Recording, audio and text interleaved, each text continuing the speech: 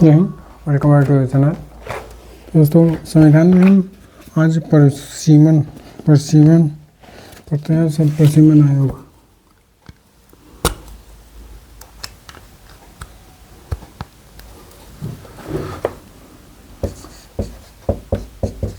संविधान में परिसीमन आयोग।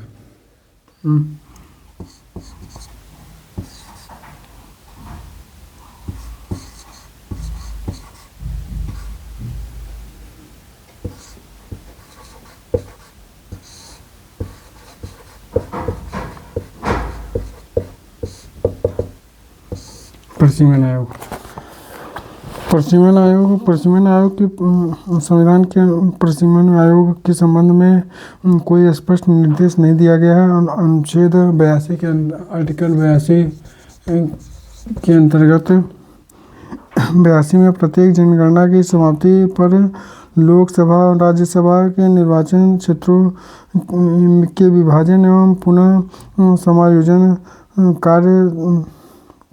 कार्य संसद द्वारा निहित अधिकारी द्वारा किए जाने वाले प्रवाह का है।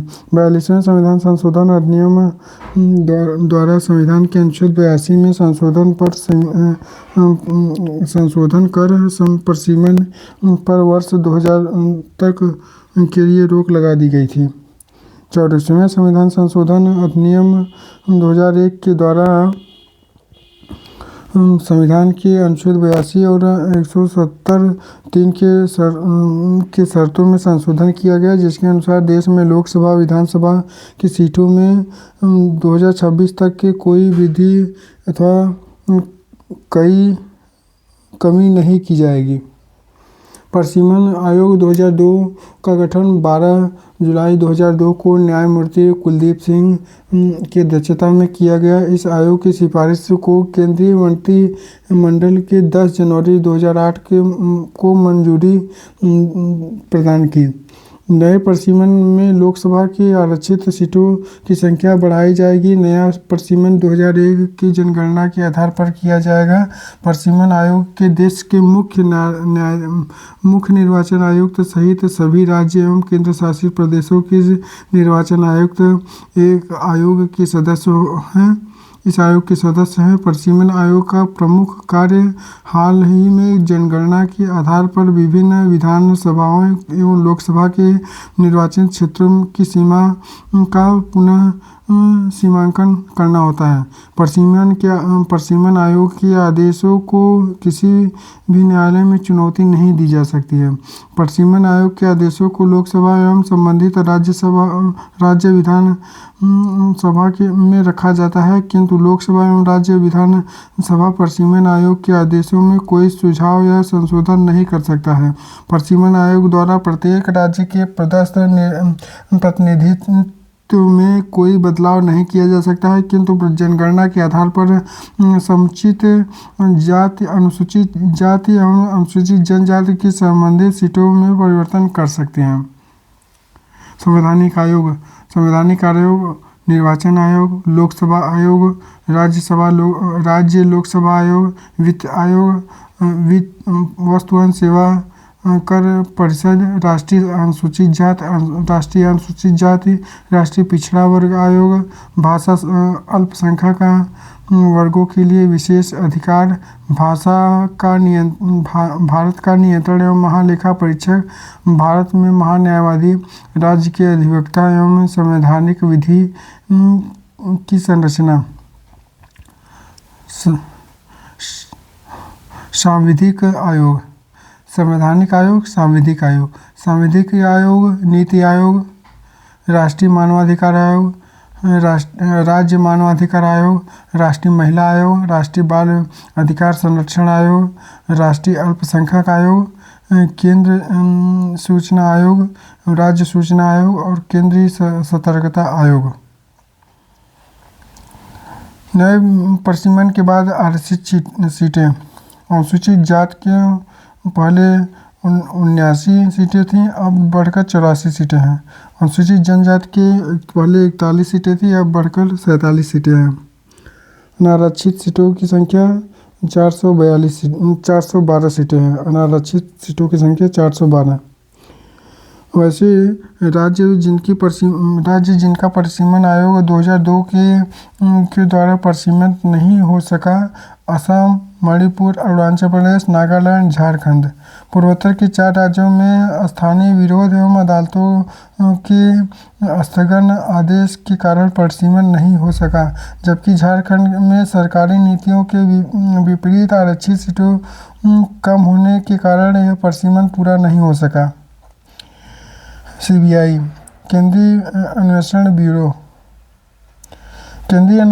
यानी सीबीआई की उत्पत्ति भारत सरकार 1941 में स्थापित विशेष पुलिस की स्थापना से हुई है। सीबीआई की स्थापना 1963 में गृह मंत्रालय, भारत सरकार के एक प्रस्ताव के द्वारा की गई है। दिल्ली विशेष पुलिस स्थापना का भी सीबीआई में विलय कर दिया गया। इसे सीबीआई के प्रभाव में से एक बना दिया गया है। बाद में सीबीआई को कार्मिक मंत्रालय में स्थानांतरित कर दिया गया। सीबीआई कोई वैधानिक संस्था नहीं है। इसे शक्ति दिल्ली विशेष पुलिस स्थापना अधिनियम 1946 में मिलता है।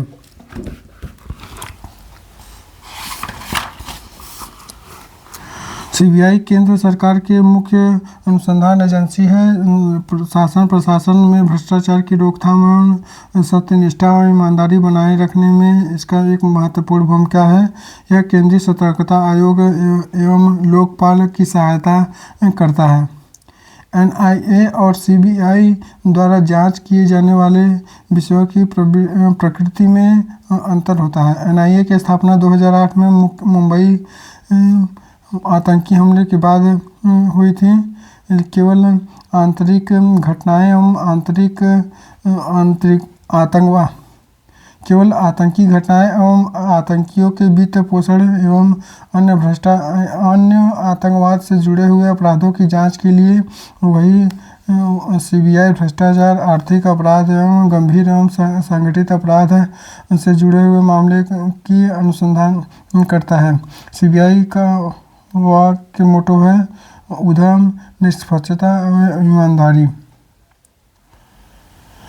सीबीआई का मुख्य मिशन संविधान तथा देश के कानून की रक्षा करना, इसके लिए गहराई से अनुसंधान करना तथा अपराधों के लिए सफलता अभियोजन दायर करना, पुलिस बल को नेतृत्व तथा दिशा निर्देश देना तथा कानून लागू करने में अंतर और राज्य एवं अंतर्राष्ट्रीय सहयोग बढ़ाने के लिए नोडल एजेंसी के रूप में कार्य करना। सीबीआई का एक मुख्य निदेशक होता है। उन्हें विशेष निदेशक एवं अतिरिक्त निदेशालय द्वारा सहायता प्रदान की जाती है। सीबीआई में इंटरपोल के नेशनल सेंट्रल ब्यूरो के रूप में भी कार्य करता है। सीबीआई भारत सरकार की एक बहु-अनुशासित अनुसंधान एजेंसी है जो भ्रष्टाचार, आर्थिक अपराध एवं पारंपरिक अपराधों की अनुसंधान एजेंसी है जो भ्रष्टाचार एवं आर्थिक अपराधों एवं पारंपरिक अपराधों के अनुसंधान के मामले में हाथ लेती है। सामान्यतः यह केंद्र सरकार और केंद्रीय शासित प्रदेशों तथा उनके लोक उद्यमों के कर्मचारियों के भ्रष्टाचार एवं अनुसंधान तक अपने को सीमित रखती है। यह हत्या, अपहरण, बलात्कार आदि जैसे गंभीर अपराधों के मामलों में भी राज्य सरकार द्वारा संदर्भित किए जाने पर हाथ में लेती है। ऐसे मामले उच्चतम न्यायालय एवं उच्च न्यायालय द्वारा निर्देश प्राप्त होने पर ही हाथ में लेती है। केंद्रीय सतर्कता आयोग का गठन संस्थात्मक समिति की सिफारिश पर की गई थी।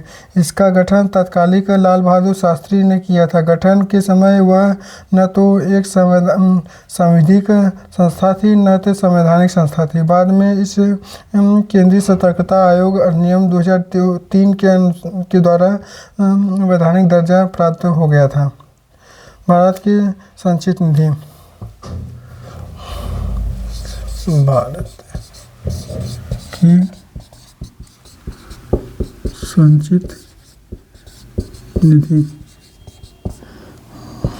2066। भारत की संचित निधि। भारत की संचित निधि को प्राप्त सभी राजस्व जैसे आयकर, निगम कर, सीमा शुल्क, उत्पाद शुल्क, ट्रेजरी बिल जारी करके लिया गया ऋण एवं आंतरिक एवं बाह्य ऋण, दिए गए ऋण की अदायगी से प्राप्त राशि की एक निधि है जिसे भारत की संचित निधि कहा जाता है। संचित निधि में से कोई धनराशि संसद द्वारा विनियोग विधेयक पारित कर दिए जाने के पश्चात ही निकाली या व्यय की जा सकती है, अन्यथा नहीं। आर्टिकल नंबर 114 के अनुसार संचित निधि द्वारा ही संचित निधि में जो खर्च होता है पैसा, अतः विनियोग विधेयक को हर हालत में नए वित्तीय वर्ष के प्रारंभ 1 अप्रैल से पहले पारित करा लेती है। किंतु कभी कभी ऐसी परिस्थिति आ जाती है जब बजट प्रक्रिया 1 अप्रैल से पहले संपन्न नहीं हो पाती है। इसके लिए जब तक बजट प्रक्रिया पूरी नहीं की जाती है उस दौरान व्यय के लिए लेखानुदान पारित कर धन की व्यवस्था की जाती है। यानी लेखानुदान सरकार के व्यय पक्ष से संबंधित होता है, जो बजट प्रक्रिया पूरी न होने के चलते व्यय की व्यवस्था करने के लिए पारित किया जाता है। लेखानुदान का प्रावधान अस्थायी और अस्थायी दोनों प्रकार की सरकारों द्वारा किया जाता है। भारत की संचित निधि का भारित व्यय निम्न है। राष्ट्रपति का वेतन, भत्ता एवं अन्य व्यय, राज्यसभा के सभापति, उपसभापति तथा लोकसभा अध्यक्ष उपाध्यक्ष के वेतन भत्ते, सर्वोच्च न्यायालय के न्यायाधीशों का वेतन एवं भत्ता एवं पेंशन एवं उच्च न्यायालयों के न्यायाधीशों का पेंशन, भारत के नियंत्रण महालेखा परीक्षक का वेतन एवं भत्ता एवं पेंशन, ऐसा ऋण भार जिनका दायित्व भारत सरकार पर है, भारत सरकार पर किसी न्यायालय द्वारा दी गई डिग्री या पंचाट है, और फिर कोई अन्य व्यय जो संविधान द्वारा या संसद निधि द्वारा इस प्रकार भारित घोषित किया गया हो।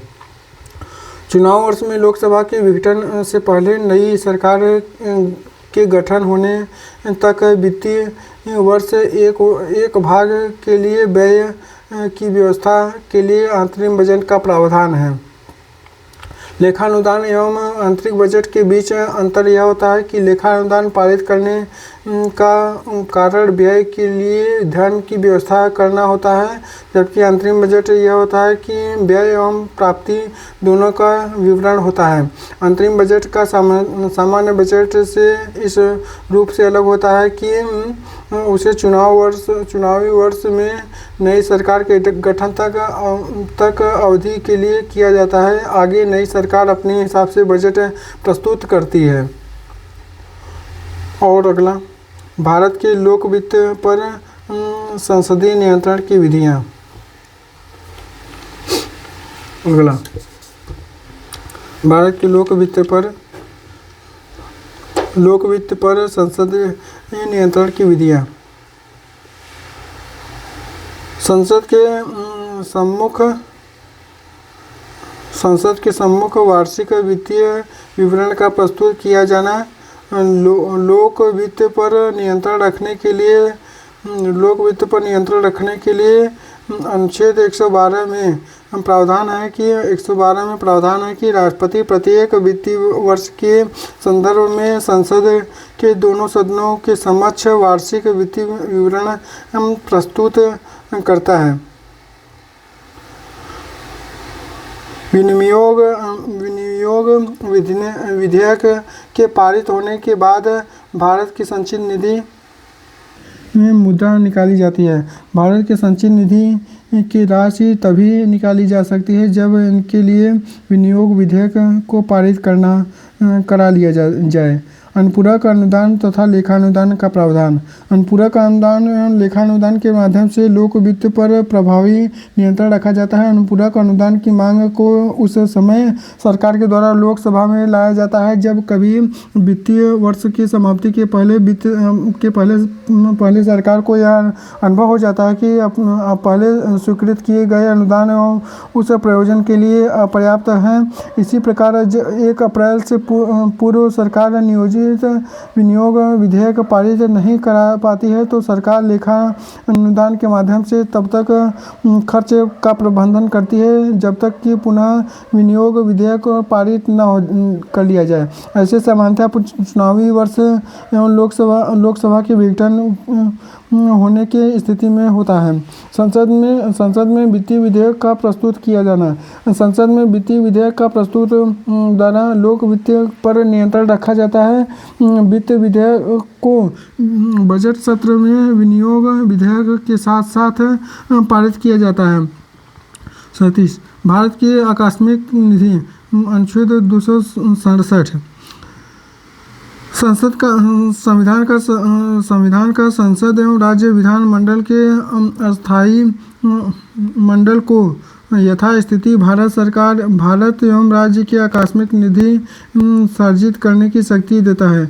यह निधि भारत के आकस्मिक निधि अधिनियम 1950 के द्वारा गठित किया गई है। इस निधि के कार्यपालिका के व्यवधानित है जब तक विधानमंडल अनुपूरक अतिरिक्त एवं अधिक अनुदान एवं व्यय की प्राधिकृत नहीं करता है तब तक समय समय पर अन्वेषित व्यय करने की प्रयोजन के लिए कार्यपालिका इस निधि में अग्रिम धन दे सकती है।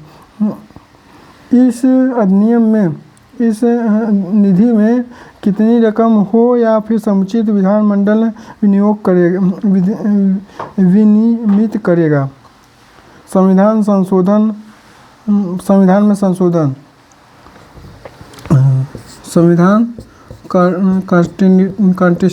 Constitution amendment act. संविधान संशोधन 368 के अनुसार संविधान संशोधन की प्रक्रिया का उल्लेख किया गया है। इस संविधान संशोधन की 3 विधियां अपनाई गई हैं। साधारण विधि द्वारा संसद के साधारण बहुमत द्वारा पारित विधेयक राष्ट्रपति की स्वीकृति मिलने के पर कानून बन जाता है। इसके अंतर्गत राष्ट्रपति के पूर्व अनुमति मिलने पर निम्न संशोधन किए जा सकते हैं। नए राज्यों का निर्माण, नए क्षेत्रों एवं सीमा एवं नाम में परिवर्तन और संविधान की नागरिकता संबंधित अनुसूचित क्षेत्रों एवं जनजाति क्षेत्रों के प्रशासन संबंधित केंद्र द्वारा प्रशासित क्षेत्रों की प्रशासन संबंधित व्यवस्था। विशेष बहुमत द्वारा संविधान संशोधन। यदि संसद के प्रत्येक सदन द्वारा कुल सदस्यों का बहुमत एवं उपस्थित एवं मतदान में भाग लेने वाले सदस्यों का 2/3 बहुमत के विधेयक पारित हो जाए तो राष्ट्रपति की स्वीकृति मिलती है तो वह संविधान संशोधन का अंग बन जाता है। न्यायिक तथा राज्यों के अधिकारों तथा शक्तियों जैसी कुछ विशिष्ट बातों को छोड़कर संविधान की अन्य सभी व्यवस्थाओं में इसी प्रक्रिया को द्वारा संविधान संशोधित किया जाता है। संसद के विशेष बहुमत एवं राज्य विधानमंडलों की स्वीकृति से संशोधन। संविधान के कुछ अनुच्छेदों में संविधान संशोधन के लिए विधेयक को संसद के दोनों सदनों में विशेष बहुमत एवं राज्य के कुल विधानमंडलों में से आधे से अधिक स्वीकृति आवश्यक है। इसके द्वारा किए जाने वाले संशोधन प्रमुख हैं। राष्ट्रपति का निर्वाचन, अनुच्छेद 54 राष्ट्रपति निर्वाचन की कार्य पद्धति 53 संसद की कार्यपालिका शक्तियों का विस्तार, राज्यों के कार्यपालिका शक्तियों का विस्तार, केंद्र शासित प्रदेशों क्षेत्रों के उच्च न्यायालय एवं संघीय न्यायालय, राज्य के उच्च न्यायालय एवं संघ और राज्य के विधायी संबंधी शक्तियाँ, और 7वीं अनुसूची में कोई विषय हो, संसद के राज्यों के प्रतिनिधित्व और संविधान संशोधन की प्रक्रिया में संबंधित उपबंध। संविधान संशोधन प्रक्रिया के सदन में पेश किया जाएगा।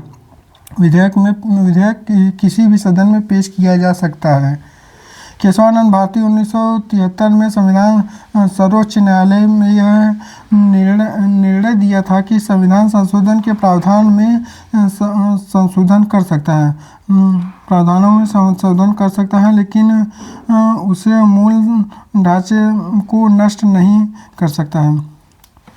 संविधान राष्ट्रीय